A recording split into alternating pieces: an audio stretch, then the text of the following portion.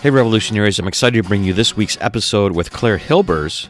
Yes, where we're talking ice swimming and Pilates. That's right, ice swimming and Pilates. Claire is fresh off the International Ice Swimming Association's World Championships in Molveno, Italy, where she was representing Team USA. Team USA. Get ready for this episode because it's just incredible. I had no idea that we had an ice swimming team in the U.S. and that I would be honored to know someone who's actually on the team and just came back from their championships just at the end of January here. Anyways, stay tuned. It's an incredible episode where she describes how she got into ice swimming, what the competition was all about, and also some background on Pilates and her massage therapy business that she's running now personally out of her house. So I think it's just a great episode of how to think about tackling new ideas and keeping your mind open and challenging yourself. But before we get there, real quick, I just want to remind everyone, it's 2025. It's time to level up, okay? And you need to level up by going to JimJim'sReinventionRevolution.com and sign up for the email list. Do you know why? You want to sign up for the email list because you'll get a free download automatically emailed to you of 7 simple ways to prime your mind for reinvention.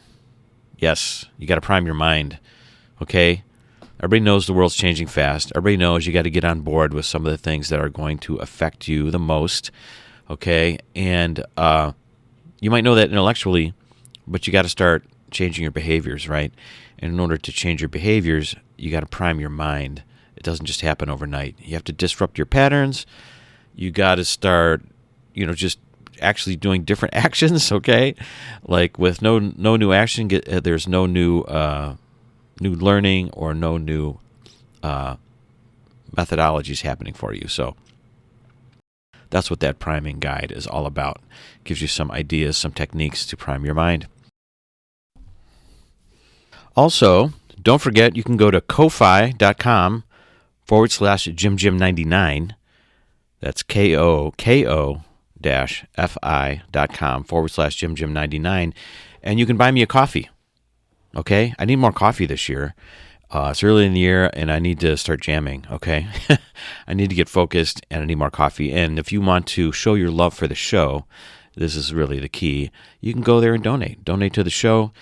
Helps me pay my hosting fees and do all the editing and all those kinds of things to keep the show running and keep the skids greased, as they say. So if you're so inclined and you want to show some love, like I always say, I'm not looking for support. I'm looking for people that love what's going on, people that are really getting something out of it, people that you can share when you hear this stuff, that you want to share it with a friend because, like, hey, this is interesting. This helped me, this motivated me, whatever. Keep sharing, keep thinking about it. And if you want to reciprocate, buy me a coffee. ko-fi.com/JimJim99. Okay, enough of the reminders, enough of the shout-outs. Let's get to Claire's episode. This is incredible. Here we go.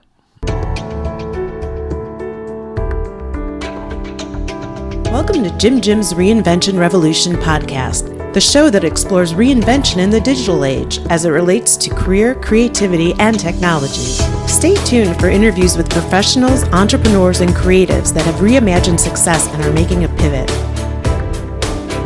If you'd like to listen to the entire back catalog, visit JimJim'sReinventionRevolution.com for instant access.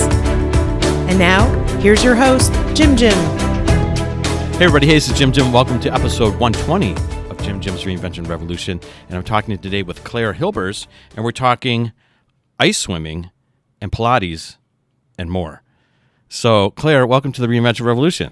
Hi, Jim. Thanks for having me. Hey, well, thanks for coming over to the studio today. Yes. So, for people listening out there, of course, you've probably heard Claire's voice before, okay, if you listened to the kickoff episode for the year about leveling up. A little preview of what you were getting into, and we're going to dive right into the ice swimming right off the bat here. But first, I have a question for you, or I just want you to notice something. We're sitting in my studio and recording off the laptop. Do you see my laptop here? Mm-hmm, yes. Do you see what's on my laptop? I do. First thing caught my eye was the Quarry Rock Plungers. Oh, you saw that sticker. already? Yes, oh, you I did. Yeah. Okay, I wanted to make sure you saw that. Very cool. So, Yeah, you can tell people about what I'm talking about here in a Okay. second. But you just got back from Molveno, Italy, where you were competing in the International Ice Swimming Association's 6th version of the World Championships. Yep, that's right. Competing for Team USA. You're competing for This Team is USA. like a huge yeah. deal. This is kind of crazy to my mind, like just that I even know someone that has done this and that I have a chance to interview them for the podcast. But so tell people about what was happening over there. You competed. I have some information on you. So while you let people know what's happening, I'm going to pull this up. So go ahead. Okay. Yeah. I mean, experience of a lifetime. Such an incredible thing to be a part of. Not a really popular sport, but really did feel like a world-class event being there. They just did a tremendous job with how they put it on. The amount of athletes, you had about almost 800 athletes. 800 athletes? Yeah, Wow. from all over the world. Okay. Every corner of the world was there. And then you had photographers, you had TV, you had coaches, you had supporters. So Right. just a lot of people there. Really, the excitement was high. I bet. Yeah, very, very fun to be a part of a world championship competition. Right. Well, let me read sort of the definition. So, of people that haven't heard of the International Ice Swimming Association, I'm sure everyone's heard of it, but if you haven't, this is a little blurb from their website. It's the IISA was born in 2009, and the term ice swimming was first coined. Ice swimming is swimming in water temperature of 5 degrees Celsius or 41 F, so less than that, or up to that, I guess, unassisted, with a silicone cap, pair of goggles, and standard swimming costume. IISA has established a comprehensive set of safety and swimming rules together with the worldwide swim records. So this is kind of a sanctioned event or whatever, and they record all the times and everything. Has 73 member countries and ice swimmers from 43 countries. Has members in 73 countries and ice swimmers in 43 countries. So just to give everybody sort of a background of what this is. Yeah. But so tell me about the competition first, because I want to pull up. I don't know if you have, I'm sure you've seen this before. Yeah. I have your 3 events and I have Yes. the times. Okay. So I want to share those. But Great. tell me what the team was made of. How many people were on the U.S. team? Yes. So And what was your role in on the U.S. team? Okay, so yeah, there was 43 members. I believe we had 48 to start with, somewhere around there, but I think there were 43 people in the end that actually came to Italy. And I signed up for the shorter events, 50-meter breaststroke, 50-meter freestyle, and 100-meter freestyle. And I also ended up being part of a relay team, so I swam 4 times in Italy. 4 times, okay. Yes. Interesting. Well, the Okay. 4th one was a little unexpected. I didn't know for sure I they're was going to like, be on "Where's a relay Claire? or We need not. a Yeah, 4th." they kind of put the relays together, last minute. So Okay, that was interesting. Yeah, so that was really fun to be a part of as well. Yeah, and for me, like the 100-meter was a huge challenge. I feel like I've been training for really like a year for that event. Like that distance seemed really long in my mind. Like, can I swim 100 meters in ice water? Right. When I swam in Vermont, I only swam 25 meters. So, I'm quadrupling it. Right. that just, that was felt to me like where I could push my limit. After being at this event, though, your limits are really pushed. Your mindset is changed. Right. You see all these people swimming much longer distances. So many Right. people. It opens your mind up to sort of the human capacity in Exactly. a way, right? In a different way, maybe. Exactly. than you Yeah. I experienced. just felt like, can I swim like 100 meters? Am I going to have a panic attack, or is my heart going to stop? Like, Right. I think I can, or I'm not willing to risk my life for it. But, I Right. felt like I was kind of pushing my limit.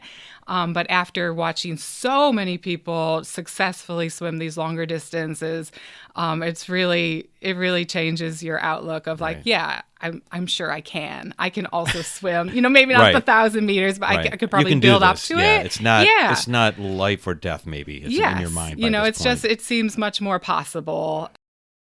And remind people, or just tell people, what were the age ranges? So it's male and female, right? Yep, And male and different age female. ranges. So you're in your 40s-ish. I'm not going to, whatever. Yep. We don't need to talk about how old we are, how old I am. But I want people to understand that, though. So this is not something that's like you have to be super fit for in your 18, 19 years old, like you're in the Olympics or something, right? Right. This is for all ages, from all over the place. Yes. So they score it by age group. So you have your overall winners for each event as well, gold, silver, and bronze medals. But then they have age categories every 5 age groups from 18 to, I think, if just whatever. It's hard, whatever is the oldest incredible. that goes up. So we had our oldest team member was 80.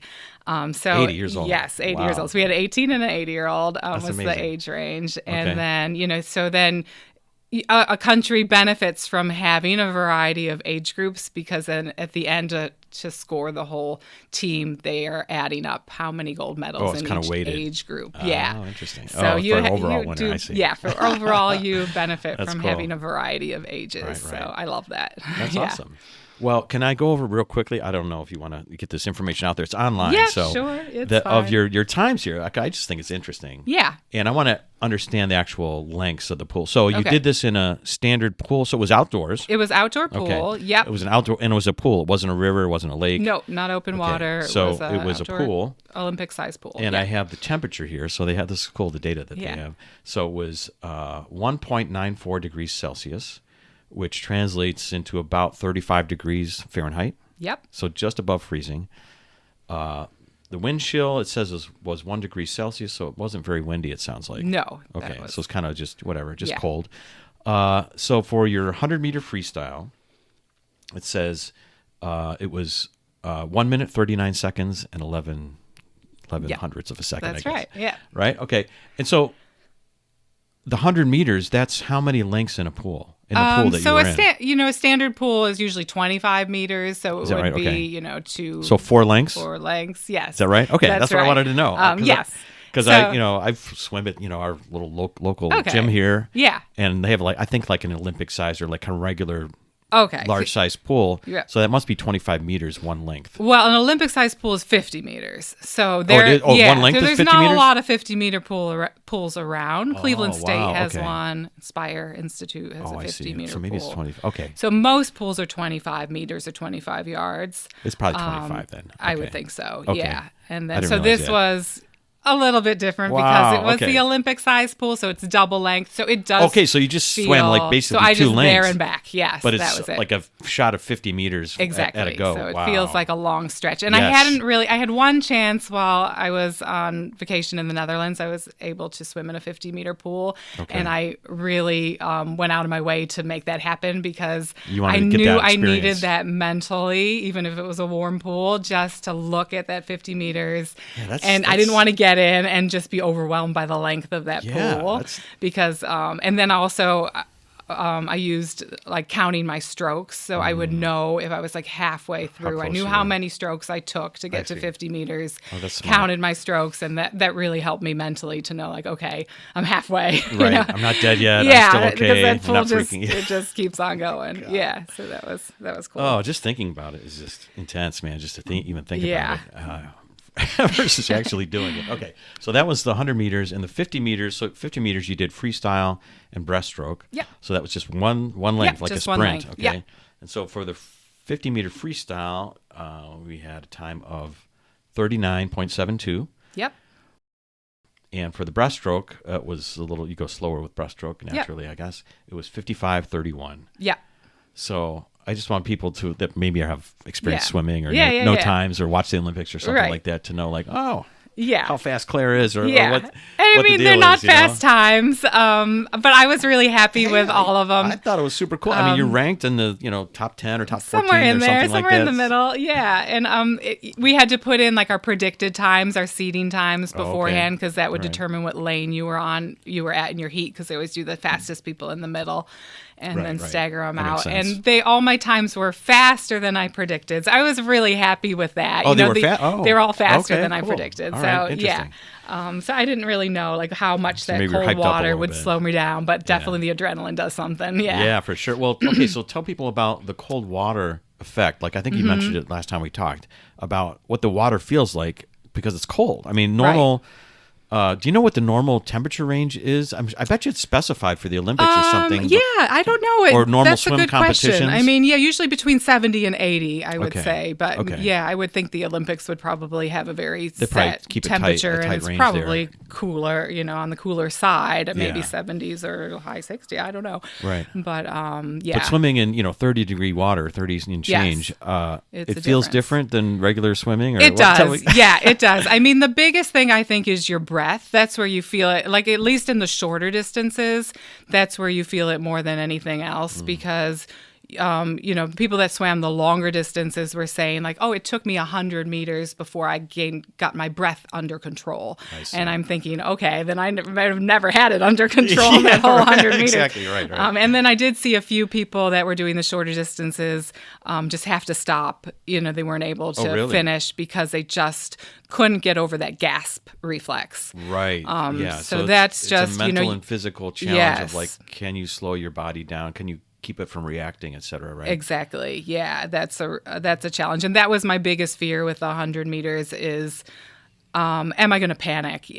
Either breathe in water. That was one of my Right. fears of like Right. breathing in water and panicking, or just like not being able to breathe and then like panic because of that and then have to get out. So I kind of made a plan for myself that if I felt like I couldn't catch my breath, I'm going to start swimming with my head above the water. Just take a few Okay. strokes, and All then right. if I feel comfortable putting my face in, I'm going to put my face in. Oh, okay. And if I I, like the don't, I'll just strategy. keep my head up, if I have to. So that's what I did. Because you get in that water and you have about 10 seconds to take your parka off, go down a ladder, Okay. and then you're immediately in deep water up to your chin, and you Okay. have to hold on to the edge of the pool. So you're not doing So you're not diving in. you're not just- diving in. Yeah, so you're and that's going for down the safety ladder. reasons, right? Like Exactly. you mentioned. Okay. Yeah. And so, you've got about 10 seconds. That's fast. If we go in at the river, yeah. we're walking in, you might go in over 30 seconds or, take a deep breath and then slowly put your shoulders down. Right. So you did see a lot of people that just kind of got stuck with their breathing. Oh, in so that because initial... you jump in so quick, it's like, Yes. whoa. Yeah, right. Okay. So that's I what it's gotcha. just that cold hits you and you just, have a hard time breathing calmly from there. So Right. yeah, I just started with that 100 meters. I kept my head up. I took a few strokes. Then I felt okay, put my face in, and then started counting my strokes from there. Crazy. So that definitely helped. Okay, so I wanted to just explain to people like why you don't dive in. I'm sure people figured it out, but if Yeah. you haven't experienced or thought about the physicality of having this pool out in this in the northern Italy in the winter, Yeah. that ice is over. And I saw some of your Yes. pictures of the grounds crew or whatever out there Yeah. with their pickaxes breaking the surface of the water, breaking the ice that had formed overnight, Yeah. right, clearing it out. So this is why you're not diving in, because maybe by the time you get to the other side or whatever, there's icing forming again, depending on how cold it might be outside. Yeah, There's different definitely. competitions. The regular air temperature didn't seem to be super cold, Yeah. but you could be swimming somewhere where it's 8 degrees outside, or, Exactly. 8 degrees Fahrenheit outside, Yeah. where it's really, when the water's not moving, it's going to freeze immediately. Yeah. So That's right. just trying to make sure people are wrapping their head around this idea. It would be too much of a shock to people to dive in To dive in and we'd be get head going first. and- Yeah, right. that just, It's just- plus they don't want you under the water out of sight for too long. I Right. mean, this was a really clear pool, but a lot of the competitions are in dark lakes, open good water. point. Yeah, You right. don't want people under where you can't see them. So for crazy. that reason, Okay. yeah. So you lose the speed of a dive in, you lose Right. the speed of a flip turn, which are big parts of swimming Right. No competitions. flip turns either. Yeah, Okay. no flip Right, turns okay. either. Touch turns. So that's why a lot of the times are, significantly slower than pool swims. And too. so how did you come up with the sort of the strategies you were thinking through? Did you have any training from the team? Like once you joined the team, were they guiding you in any way, or did you have a coach? Or I how'd that listened work? to a lot. I listened to read what I could online and Okay. listened to podcasts from Okay. other ice All right. swimmers. All So right. Yeah, of just course. saw what was out there. So that was really helpful. Read any books I could find, which were not very many, but there's a few books out there Right. more on just like wild swimming, cold plunging, that sort of thing. But yeah, did get some strategies from there. Okay. Definitely. And then I think just by, having done like road racing, running, other sports, other swimming events in the past. You kind of do develop your own strategies. Like I know what works for me. I see. Yeah, I do. Were you on the swim team in high school or anything like that? Yeah, in high school. Oh, you were. Was, okay, yeah. so this is not that far of a stretch. I'm just thinking like, I couldn't. I've never been on a swim team. I don't really know how to swim that well. I don't think I could. It would be unnerving for me to join an ice swimming competition when I've never had experience in a regular swimming competition. In a swimming competition, that would be a little bit weird for me. Yeah. Okay, that's cool. I didn't know that. Yeah. So all my youth, I was on swim teams up through high school. Yeah, we're gonna dig back into that because I'm curious as to how you get here in your mind in terms of like thinking this is an okay thing to do. Yeah. And not super crazy. Yeah. So let's rewind a year ago. Mm-hmm. Can you say this word for me? Memphremagog? Yeah, I believe it's Memphremagog, if I say how it do you correct. say it? I think Memphremagog. I think. Okay. Has anybody out there heard of Memphremagog? Okay, this is a winter swimming festival in Vermont that you experienced last year, and I thought this was insane last year when I heard you guys talking about it. By the way, Claire and I know each other from the Sunday Polar Plunge group that I go to, and I'm sure I've talked about it a time or two on the podcast before. Great mindset thing, great thing to unlock, disrupt your patterns and keep your mind open about other things in life. It's a good challenge, mental challenge. But so we were going, plunging every Sunday, and I started hearing this chatter about, hey, I heard there's this swimming competition up in Vermont, and blah, blah, blah, and you guys were talking about it. So it ended up 4 people from our group ended up joining. So how did this thing happen, and what was this competition like? Yes, this was a year before, so this kind of set you up to go to Italy. Right. This was what started this for me. I saw an Instagram post of somebody swimming at this competition from a previous year, and it's a pool like literally cut out of ice in Lake Memphremagog in Vermont, and it's just so spectacular to see the ice around this water. Okay, so this is not an open swim. This is in a lake. It's in a lake, right. Yes. Okay, so 2 lanes, so just a 2-lane, 25-meter pool, but in the middle of this pretty big lake, all surrounded by ice. Cool scene. Yeah, very cool scene. And, I've been really loving the cold plunging, so when I saw that, I was just like, wow, can people swim in cold water like that? Yeah. I mean, my first view of it was like, this is insane. Like, that can't be like, what am I looking at? This is crazy. Right. And then I don't know how it just started to grow in my mind. Like, wow, like I'm going to look that up. Like, where is that? And I saw how you could sign up for it. So it was you that brought it to the group. Mm-hmm, yes. Brought it up with the group. Okay, that's interesting. Okay. Yeah, and so you the idea just started to grow, and then it was through Heather from the group. She's also been a swimmer in the past and loves swimming and was taken to the cold plunging. And then, we just started to think like, hey, maybe we should try this. Before we signed up for it, we decided we're just going to see if we can swim in cold water. And so we did a few times where we like practiced, and then we figured out that we could. So then we signed up for the event. So you were practicing locally here in Northern Ohio, Cleveland area. So, and it was in the winter. Yeah. So you could practice. Yes. So not everybody, where they're living around the world has access to maybe to a cold plunge, but maybe not access to a large body of water that's cold that you could swim in. Right. Yeah. And we were lucky that, it was the time of year where the water's cold, but it's not frozen over. Because right now, too, I can't swim because there's no... Right. I gotta have to hack a long stretch. So, Crazy. So it was perfect. So you went up there conditions. with 4 people from our Polar Plunge group. Yes. And what happened?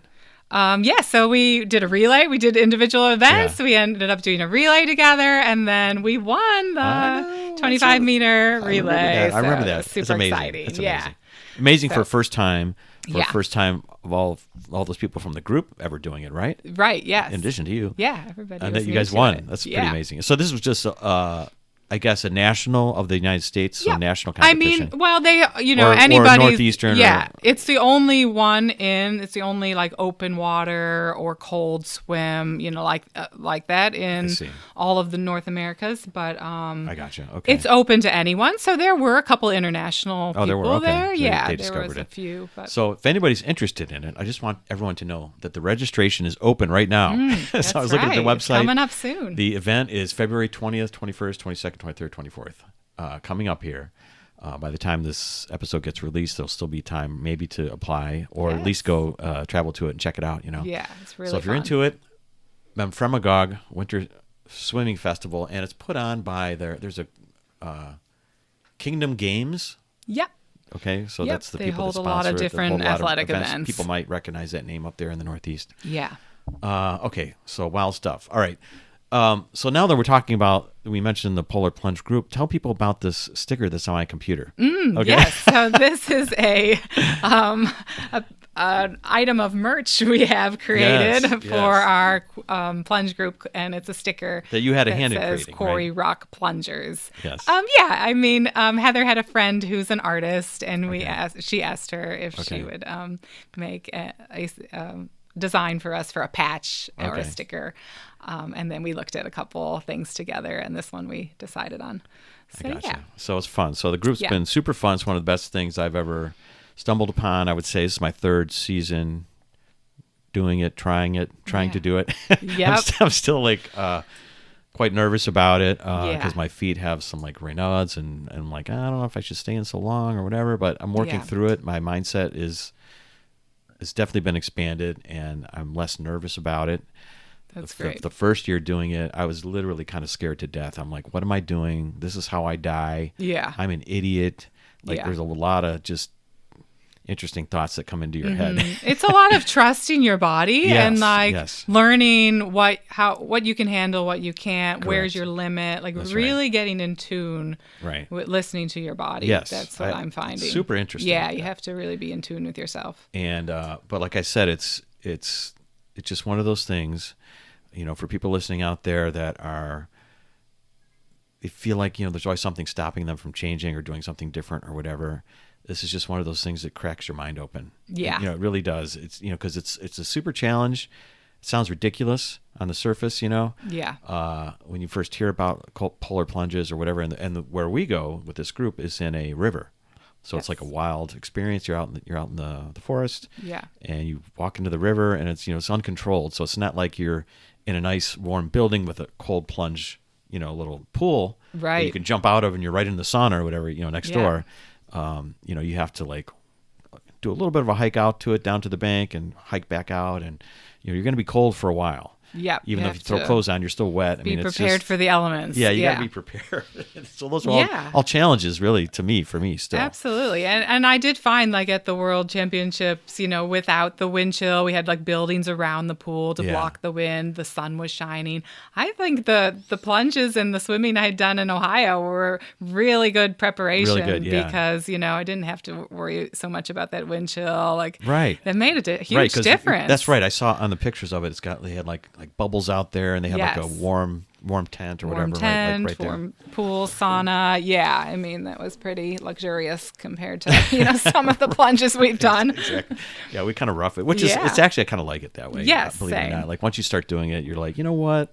Yeah. Changing this or having more resources around you wouldn't be the same experience. No, and there's really no weather that stops us, That's right. Yeah, even if it's like pouring, like raining, Yeah. icy rain, Right, or doesn't matter. flood, or the river's flooding, or Yeah. whatever. It's like You're we're out there. Yeah, that's great. That's part of the challenge. And no polar plunge, no Sunday's ever the same. It seems like the river's never the same. That's right. The height of the river changes.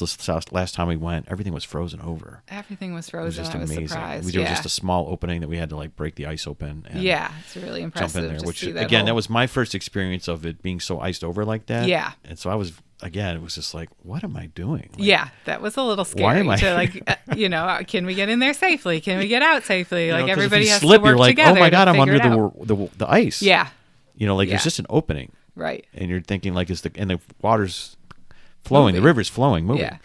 Yeah, it's just all those things are just trying to take the yeah. precautions I'm glad that you I need to did take. But yeah, for sure. Anyways, okay. So, well, thanks for sharing your experience in digging into it and being open to it. Obviously, how the plunge probably led you there, doing the cold plunge in the first place. Yes. How did you start, or when did you start doing the cold plunges? Let's rewind a little bit here. So I started doing them, I think it was 2022, I want to say. So it was, the right after COVID, or in that COVID time. Okay, yeah, me too. And just started going into the lake, in my neighborhood lake. I think I had seen something about... in your neighborhood, first, before you found the group. That's right, yeah. Oh, wow, okay, interesting. And it was more just looking for natural ways to boost my immunity. I had read something about how cold water, Yeah, and actually leading up to that, I just remember we had like a neighborhood New Year's plunge, and that was the first time I had gone in. Neighborhood. Yeah, like we did like a New Year's plunge, and I just jumped in. We just jumped right in off of the dock, and kind of like a celebration. Yeah, huge shock. But I felt so great afterwards, and I really had a lot of energy, and I just felt like, oh, there's something to this cold water, and started looking up some things about it, and found out, some of the benefits for your immune system. And I thought, you know what, I'm going to try to like go in the water more often, and I did a couple more plunges on my own. And then I was talking to people about it, and then I heard about that there was a group going. I'm like, oh, that would probably be safer to go with a group than to go by myself. That's a great suggestion. And I couldn't believe that other people were around were going in cold water. So I was really excited to meet other people with the same interest. Yeah, and shout out to Josh and Shakti, like the OGs that really hold the group together. They're so dedicated. They're super experienced and super safety conscious and whatever. I feel like indebted to them, like whenever I go, and to the group, because they're like the whole group, they're all my heroes when I go. It's like, these people are amazing. Like, what you're like. By the way, I should mention this. So this is kind of funny. When I first met you, I still don't know you very well. We just go on Sundays and see each other occasionally, and that's why I was excited to kind of talk to you more and just get to know you. What's fascinating to me, and I don't know maybe why I think this way, but I think you're like a suburban mom. You're very understated. You're very just casual, like a normal person, but like underneath you are like a killer. Like your mindset is a killer. You're super athletic. Like I just don't understand. Like my head can't compute. Like you're like the sweetest, most nonchalant, casual, like person. And like, I remember I was talking to you one time, and I'm like, hey Claire, how's it going? How's your weekend? And you were saying like, oh, I just got back from a run this morning. And I'm like, oh, where did you go running? I'm thinking, you went a couple miles. And it was like something like, oh, it was 10, 15 miles. Yeah, that's right. That it was just like a casual run for you. Yeah. And I'm like, what are you talking about? Like, this is a casual run. The way you were talking about it was like, oh, it was just 15 miles. And it was through the woods. It wasn't like you're around the track, Yeah. And I'm like, huh? Anyways, I just want to doing a lot of the trail running. Quite a while. Right. So once you build up to a certain distance, then see, I don't understand. I guess I still don't understand. It's kind of probably just like my escape. Like these are the things I can do that are just like completely for myself, and this time alone. Kind of my mind, kind of just like let I my totally mind get go. how you can get into it. It's just curious to me, like. On the surface, I don't know. It's just like you're so, just like a nice person, sweet, and all of a sudden you're ice swimming in Italy. Yeah, like holy, that's pretty extreme. Who is this person? But, I like it's to just have a great mindset. I like to have a challenge. Like it's instructional or educational or whatever, right? Enlightening to me. Yeah, because this is what This is what I think people, I don't know, misunderstand about themselves. Maybe they don't understand the human capacity as much sometimes as when you're trying to change or do something differently. It's like, you got to sit back and think like, man, talent and inspiration, whatever, is equally distributed around the world. Some people think like, well, it's only those people that get to go to that university, or it's only those people that live over in that region. It's like, no, all these things, if you're a human, you have all this capacity in you somehow, or more capacity than you might imagine. Absolutely. Right? And I think, it's good to push yourself, to get yourself out of your comfort zone. Yes. And it's also good to like take these opportunities. Like there's things that like, I could have looked at this and said, oh, that's not for me. Like, Right. I'm not world class, caliber. I'm not a good enough swimmer. Well, how would you know but if like, you don't yeah, try it, hey, right? I've got the opportunity to go. Like, I'm just going to grab it. So, Right. yeah, I think, Yeah. I was definitely out of my comfort zone. But Right. I'm so happy that I pushed through. And now I feel like once you go through that, you trust yourself more, then it's easier to make Right. that next step, Right. Exactly. if you want to do that. But, yeah. I love it. Yeah. Well, that's great. Yeah. Again, thanks for sharing that, because that's what I feel that's what people need to hear. And Yeah, if you're listening to the great. podcast, Yeah. that's probably why you're here. So, all right. There's a couple other things I wanted to ask you about. Like we Sure. talked about the running, which is again another like amazing part to me. It's like, huh, who is this person? And but I guess it's a little. It makes a little more sense to me knowing what you do for a living. Okay, so that you're a Pilates person. Yes. Okay, and you teach Pilates, and I think I was reading that you do massage as well. You're Yep, I'm a certified for that. massage therapist So can you and Pilates talk to people instructor. about kind of what you do on a Okay. daily basis, Yep. your business or the Yep. situation, whoever you might work for, whatever. Because I Okay. think that's interesting in terms of your insights that you might have about the human body and what people need. And I don't know anything about Pilates. So can okay. I want you to explain what the hell are Pilates? Okay, I've yeah. heard of it. I've Yeah, seen yeah, crazy yeah. machines and Right. weird things. Yeah, the machines And like are I kinda don't know crazy. if that's for me or not or Yeah. whatever. So Yeah. So yeah, I'm a Pilates instructor and I'm a licensed massage therapist. And I've been working mostly in physical therapy. And then just recently in the last couple years, I've started my own home business, taking some clients at home for both Pilates, like personal training Pilates, just one-on-one sessions, and the massage therapy as well.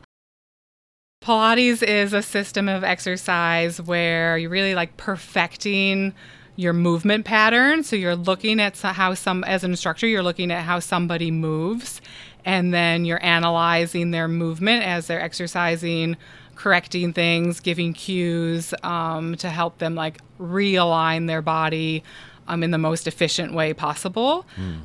So you'll probably hear people say about like that Pilates is like flexibility and a combination of flexibility and strength. So you've got a strength component, you've got a lengthening component, the flexibility component.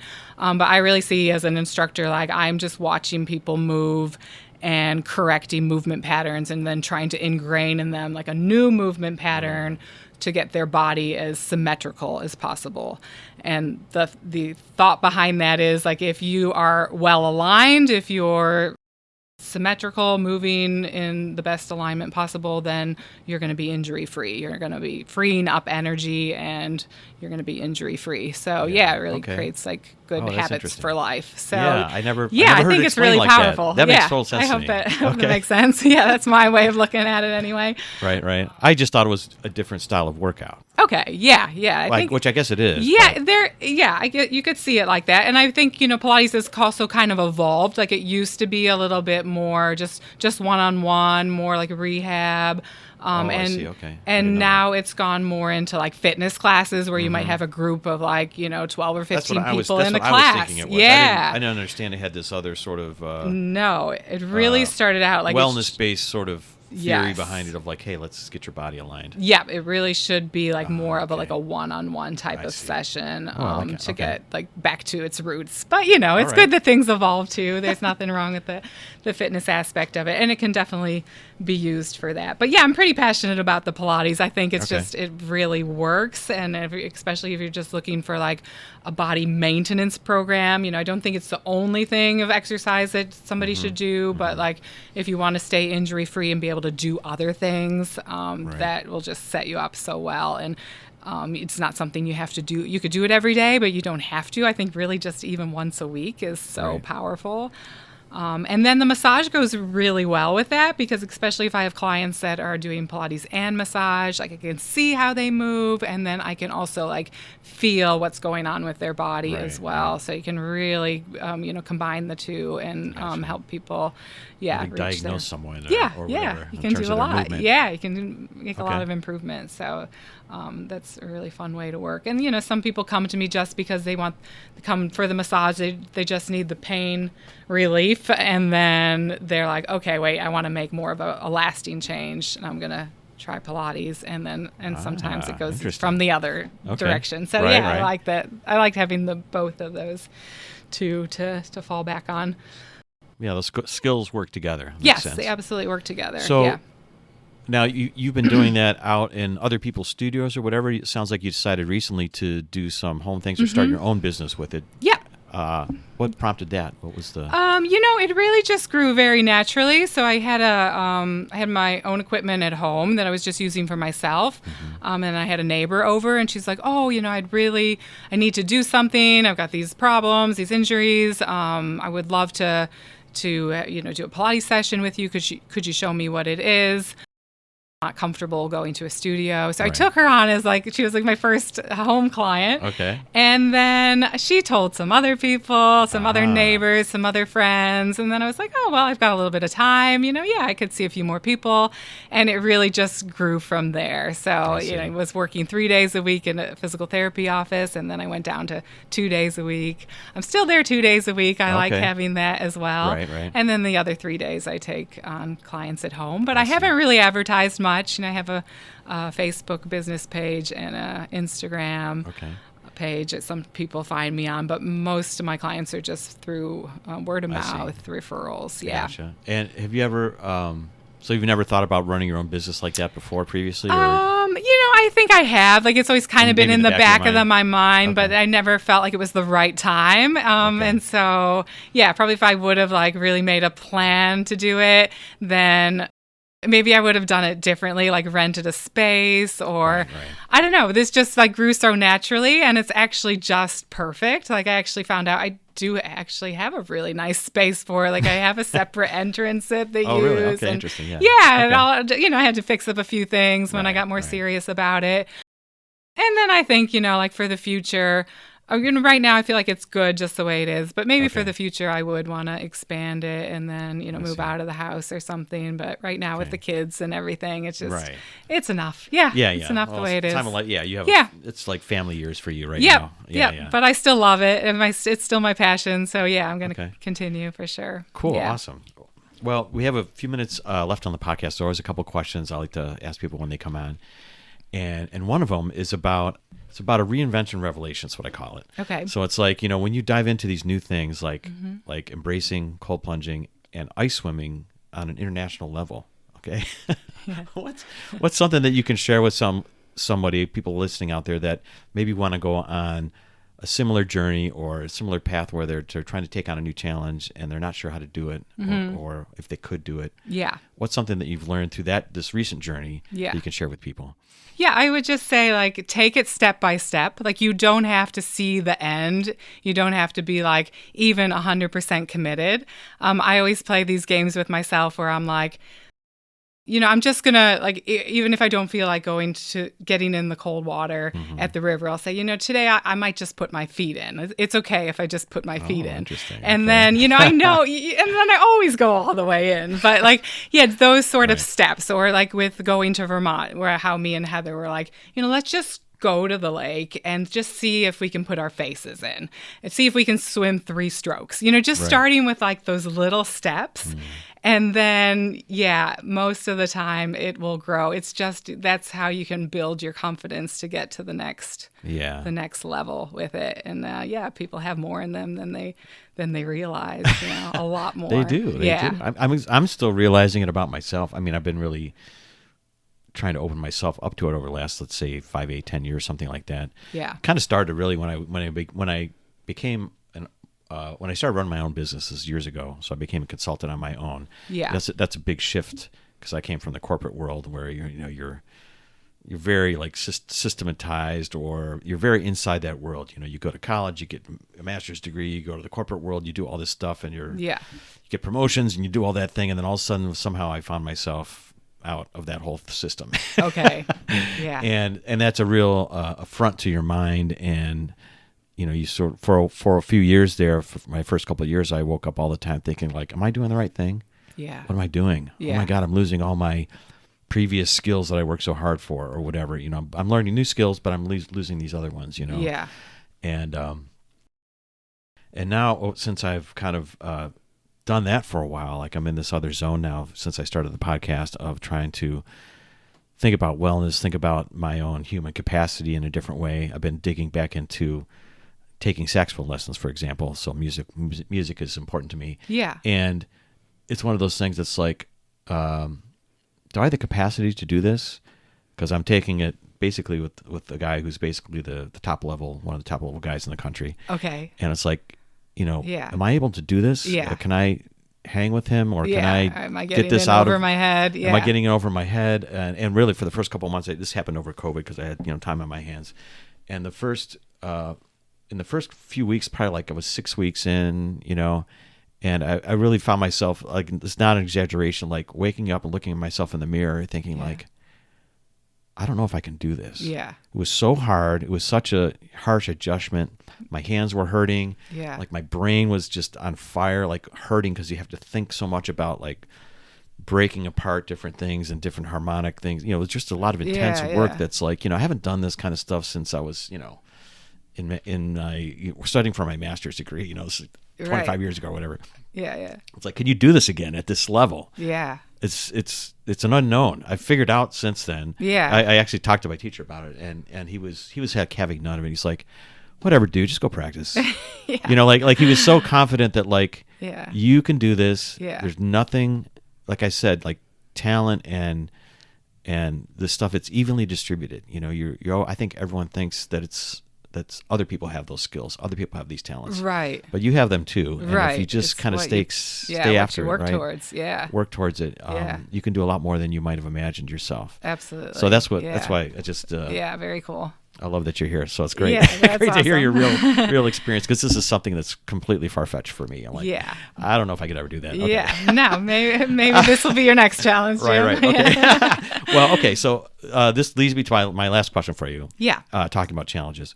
So normally I ask people about technology, but I don't think you're don't think that makes sense for you, because you're not super into technology, or doesn't, you're on a different wavelength. But this makes perfect sense for you to talk about this. Okay.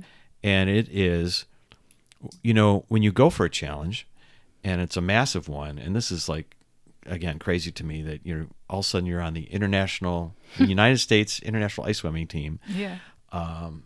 And it was just a year before was your first time ever doing ice swimming or whatever. Yeah. It's just like a wild kind of ramp up here, right? And you get through it, and it's wild, amazing, whatever. How do you think about going forward for a next challenge? Do you feel like complacent now? Mm-hmm. And that's like, I did that. Mm-hmm. Man, that was amazing. That was like a milestone in my life. Looking back on it, are you sort of complacent right now? Or are you thinking like, holy moly, I can do so much more.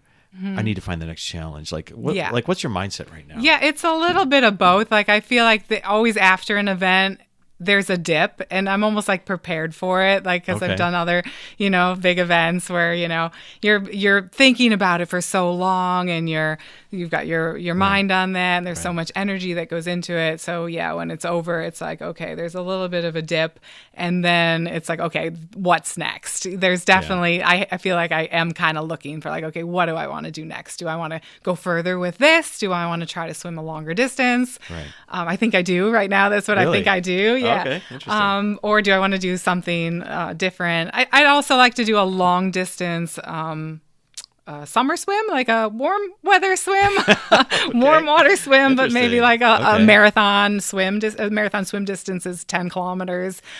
Maybe a marathon. Like triathlon? You're into biking at all? Just a swim, just open water swim. Yeah, okay. Just like a long distance swim, or a half marathon distance, something like that. Yeah, I think I'll find something. I'm not exactly sure yet, but yeah. So I bounce back pretty quick. Yeah, from the dip. All right. Yeah, it's interesting to think about, for me to think about, because I just. I was thinking about you doing this swimming trip, and I was just in Dubai, so I kicked off the year. I wanted to go travel and kind of reset. I always do that at the beginning of the year to kind of sort of like a sabbatical. Yeah, it was more of like a reflecting kind of trip. Okay, and I try to go somewhere new because I think that helps you disrupt your patterns and helps open your mind. Absolutely. And so Dubai was super cool. I was glad thinking that it was a thing that I was nervous about, but I accomplished it, kind of like this event that you were having, but I was thinking about you. And I was in warm weather. I was in Dubai, and then I came back to Orlando, so I was in the warm weather. Thinking about what you were doing. But when I got back, I was like, and I've been having more, I guess, experiences that have been stretching me, I guess, like the polar plunge, and been looking for these other experiences, certainly now because I'm a certain age where it's like, it's now or never if you're going to dive into some of this stuff. Yeah. And I was wondering this about myself, like with these challenges, like how I'm going to feel like if I do something really big, will I not do anything for the next 2 years? Right. Or will I be like, turn into a maniac? And keep going with it. Keep going with it. So something that's been on my mind. Too, I don't know what the answer is for me yet. Yeah, everybody's different. Everybody's different, right? Yeah. But thanks for sharing your answers. That was fun. Yeah, that was really fun. Fun to talk about. Anyways, Claire, thanks for being on the podcast. Yeah, thanks for having me. Coming over to the studio. I really appreciate it. If people are interested in checking out Pilates or massage session with you or something like that, is there a place that they should find you? Yeah, so they can just look me up on Facebook. Okay. Claire Hilbers Pilates and Massage. Okay. Just my name, and then they can contact me right through Facebook. That's probably the easiest way. Sounds good. Okay, and I'll have all those links in the show notes, Claire's links, and links to the IISA and to, how do we say that other word? Memphremagog. Memphremagog. Yep, the Winter Swimming Festival. I'll have a link for that too if people are interested. All right. Claire, thanks so much. Thanks, Jim. Thank you for listening to Jim's Reinvention Revolution podcast. If you want to hear more, join our mailing list at jimjimsreinventionrevolution.com. See you next time, and remember, the revolution has just begun. So dig in, embrace the process of reinvention, and start realizing the success you've always dreamed of. Hey, revolutionaries, if you enjoyed today's episode and today's guest, let them know by commenting on their Facebook page, finding their Twitter handle or Instagram feed, and letting them know you heard them on Jim's Reinvention Revolution podcast, and tell them what you got out of the episode, what you really liked, or how they inspired you. I know they would get a kick out of it and will help others find the same value that you found.